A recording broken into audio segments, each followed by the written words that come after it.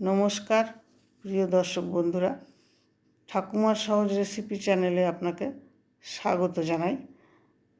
Cooking simplified নামে যে আমার চ্যানেলটি ছিল সেটি এখন নাম বদলে তার নতুন নাম হয়েছে ঠাকুমার সহজ রেসিপি। আজকে এই চ্যানেলে আপনাদের জন্য বানাচ্ছি মেথি আর বেসনের চিলা। চিলাটা যদিও বাঙালি রেসিপি নয়, কিন্তু জলখাবার বা রাতের খাবারে রুটি বা লুচি পরোটার বদলে খেলে বেশ মানিয়ে যায়। মাঝে মাঝে মুখ বদলানোও হয়, আবার লুচি পরোটার থেকে তেলটাও একটু কম লাগে। এর জন্য একটা পাত্রে নিয়ে নিয়েছি 2 কাপ বেসন আর 2 কাপ আটা। আপনি ইচ্ছে করলে আটা বা বেসন একটু কমিয়ে তার জায়গায় 1/4 চালের গুঁড়ো মেশাতে পারেন। চালের গুঁড়ো মেশালে একটু মচমচে হবে, আর যদি নরম চিলাটা খেতে চান তাহলে এইভাবেই রাখুন। বেসন দিলে একটু কার্বোহাইড্রেট কমিয়ে তার জায়গায় প্রোটিন পাওয়া যায়, কারণ বেসনটা ডাল থেকে তৈরি, তো তাই যাদের একটু সুগারের সমস্যা আছে তাদের একটু উপকার হবে। ভিডিওটির শেষে কিছু টিপস দেবো, তাই শেষ পর্যন্ত যদি সঙ্গে থাকেন টিপসগুলো আপনি জানতে পারবেন এবং আপনার চিলা পারফেক্ট হবে একদম। আটা আর বেসনের যে মিশ্রণটা নিয়েছি তার মধ্যে দিয়ে দিয়েছি 8 চামচ হলুদের গুঁড়ো, 8 চামচ লঙ্কার গুঁড়ো, 5 ফোড়ন 1 চামচ আর অল্প একটু হিঙের গুঁড়ো। আপনি যদি ঝাল বেশি খান আপনার পছন্দ মতন দেবেন। এরপরে আধ বাটি বা আধ কাপ টক দই দিয়ে দিলাম, আর টক দইটা একটু বাটিটা ধুয়ে একটু জলও দিলাম। এরপর দিলাম মেথির পাতাগুলো। মেথির পাতাগুলো শুরুতেই দিতে হবে, কারণ মেথির পাতার থেকে জল ছাড়বে, তো তাই দেখে যখন আমি জল ঢালবো তখন বুঝতে পারবো যে ঠিক কতটা জল লাগবে। অনেকেই তেঁতুর ভয় মেথি খেতে চান না, কিন্তু মেথিটা যথেষ্ট উপকারী। আর আমি যেভাবে বানাই, আপনি যদি আমার রেসিপি ফলো করেন আপনার নিশ্চয়ই কখনোই তেতো লাগবে না। আমার তো কখনোই তেতো হয় না চিলা। এইভাবে আপনি মেশাতে থাকুন আর অল্প অল্প করে জল দিতে থাকুন। দেখবেন যেন বেশি ঘন হয় না, বেশি পাতলাও হয় না। সব কিছু ভালোভাবে মেশাতে হবে যেন কোনো একটু ডেলা না থাকে। যদি আপনার বেসনটা ডেলা থাকে তাহলে একটু চেলে নেবেন। সব কিছু মেশানো হয়ে গেলে নুন দিলাম। নুন দিয়ে আবার একটু মিশিয়ে ঢাকা দিয়ে রেখে দিতে হবে আধ ঘন্টার জন্য। আধ ঘন্টা পরে আবার একটু নাড়াচাড়া করে দেখতে হবে যে বেশি ঘন হয়ে গেল কি না। ঘন হয়ে গেলে আবার একটু সামান্য জল দেবেন। প্যান বসিয়ে তেল দিন অল্প করে। তেলটা ছড়িয়ে দিতে হবে ভালো করে। যদি আপনার কাছে সিলিকন ব্রাশ থাকে ব্রাশ দিয়ে ছড়িয়ে দেবেন। আমার কাছে আজকে ব্রাশটা নেই, তাই আমি দিতে পারলাম না।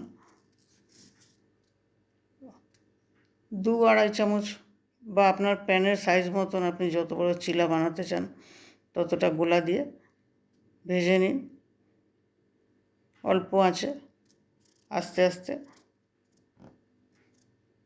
এপিট ওপিট করে 2 পিঠ সমানভাবে ভেজে নিতে হবে।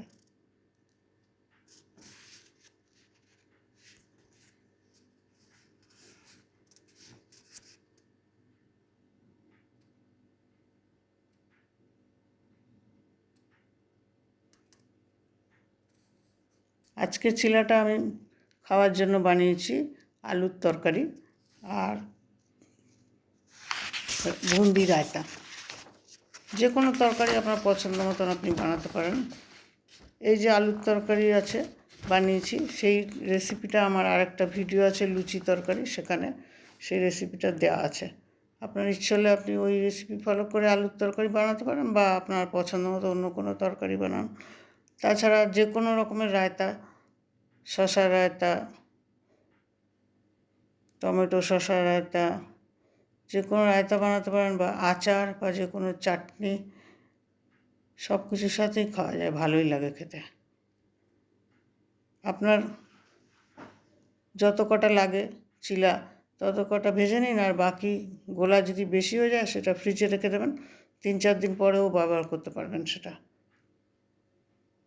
আপনার যদি ইচ্ছা হয় আপনি চিলাতে পেঁয়াজও মেশাতে পারেন, বা মেথি না থাকলে পালং শাক কুচিয়ে মেশাতে পারেন বা ধনে পাতা মেশাতে পারেন। আপনার যদি অন্য কোনো আইডিয়া থাকে তাহলে কমেন্ট বক্সে অবশ্যই লিখবেন আপনি কী দিয়ে বানালেন, আর আপনার চিলা কেমন হলো লিখে জানাবেন অবশ্যই।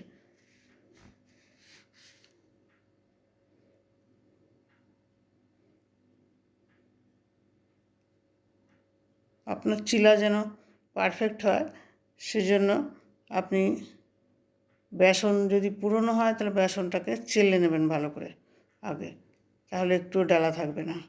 আর চিলাটা যখন তুলবেন আগে ধারগুলো অল্প অল্প আলগা করে নিয়ে তারপরে উল্টোবেন, তাহলে চিলা ভেঙে যাওয়ার সুযোগ আছে।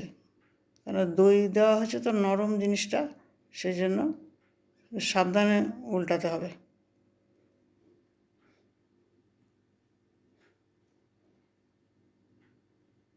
মেথির শাক যদি আপনি আগে থেকে কুচিয়ে ফ্রিজারে রেখে দেন তাহলে ঠিক চিলা বানানোর সময় যদি বের করেন ওটা কুরকুরে হয়ে যায়, হাত দিয়ে ভেঙে দিলে একদম খুব মিহি গুঁড়ো হয়ে যায় এবং ভালো হয় তাতে চিলাটা।